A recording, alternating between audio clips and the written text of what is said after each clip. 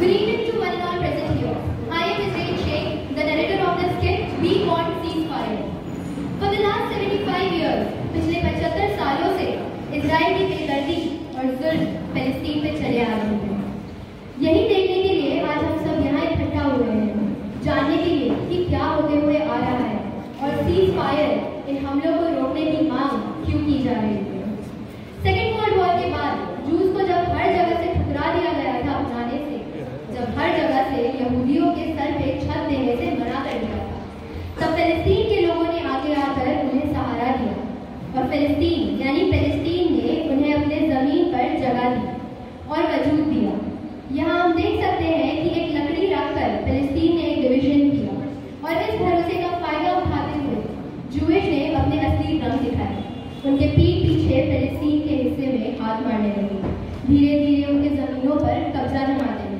और ये देखकर जब फिलिस्तीन ने उन्हें रोकने की कोशिश की, छोटे हमलों से डराने और धमकाने के लिए, ये सोचते हुए कि वो इससे डर कर रुक जाएंगे, पर ऐसा हुआ नहीं।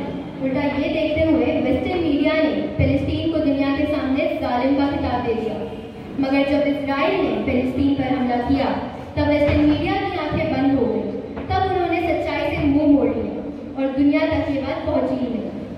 अमेरिकन गवर्नमेंट आगे आकर इजराइल की मदद पैसों और हथियारों से करने लगा, ये कहते हुए कि इजराइल यहाँ बेचारे हैं, यानी कि विक्टिम है। और जब फिलिस्तीन की मदद के लिए हमास ग्रुप आगे आया, तब इजराइल को ये खुला मौका मिल गया फिलिस्तीन का वजूद जड़ से मिटाने का, ये कहते हुए कि वो अपनी रक्षा हमास से कर रहा है। ये सिलसिला चलता गया। एक वक्त आया जब बात हद से आगे बढ़ गई। हर कोई बस मदद का इंतजार कर रहा था, पर दुनिया चुप थी, अपनों से कम मदद नहीं है। तभी एक अरब कंट्री आगे आकर चिल्लाता है, रुको, स्टॉप। तब इजराइल डरकर रुक जाता है और इजरायली मिलिट्री ने कहा था, उस रात हम डर से सो नहीं पाए थे कि कब हम पर हमला हो जाए, पर अरब कंट्रीज तो हमसे पहले ही सो गए।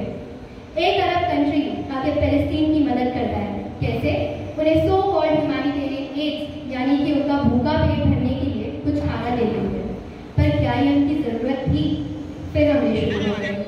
इजराइल की हिम्मत और बढ़ गई।